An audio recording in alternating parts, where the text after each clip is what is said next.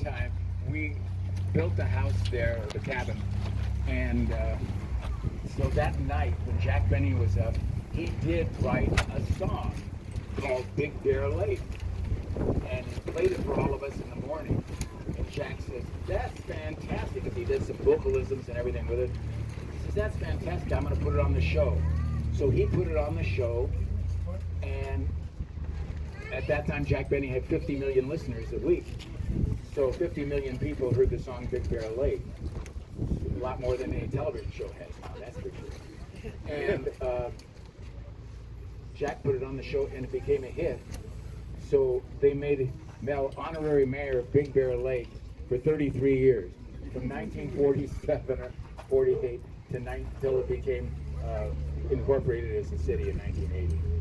But all he had to do is go, "What's up, Doc?" and cut.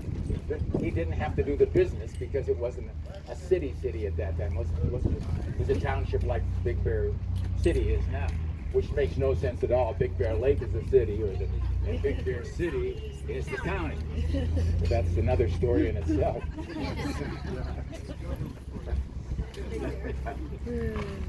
What else have we got there?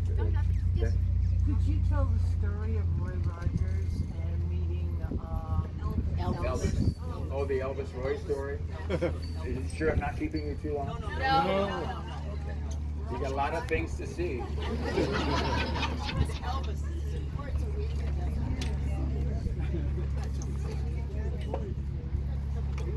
People used to call up, and Michael, they used to call the office and say, "Hi, this is Ernest Borgnine," or "Hi, I'm whoever it might be. I'm Frank Sinatra," and they do the voice, and they were pretty good. So we come up here and they do the same thing. That's when telephones up here were only 4 digits, 3539. That was the telephone number.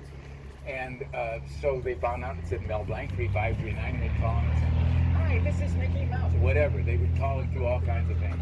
So one day the phone rings and I pick it up, and he says, "Hi, this is Elvis Presley. Is Mel there?" I said, "Dad, Elvis Presley." My dad goes, "Oh no." "Hi Elvis, how are you?" "Fine, Mr. Blanc." "Oh, you can call me Mel." "Fine, Mel.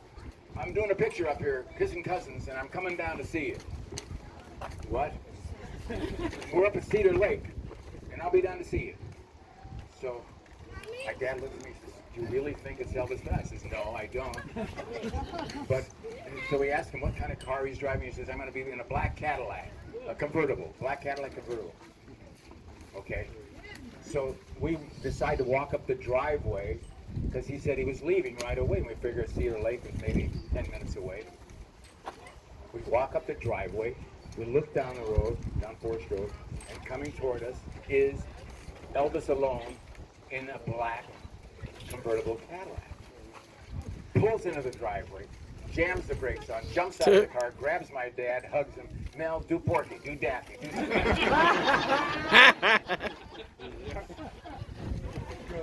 So Dad had to do the whole audition.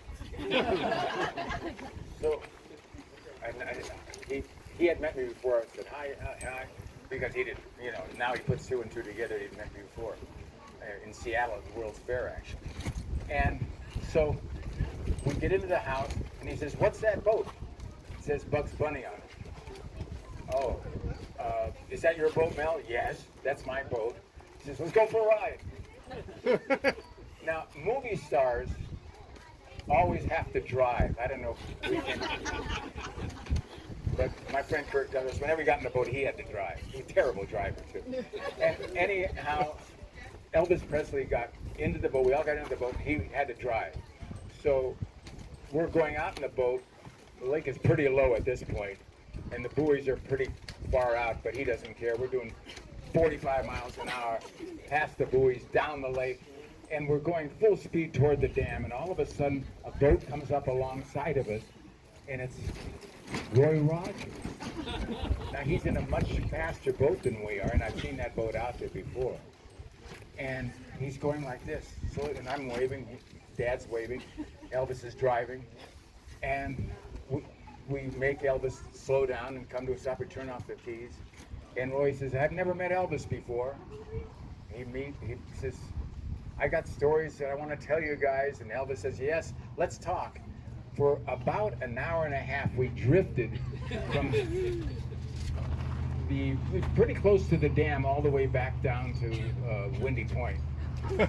And heard stories that you would never believe. Just wonderful stories. And this is an interesting occasion because at that particular point, the #1 singer in the world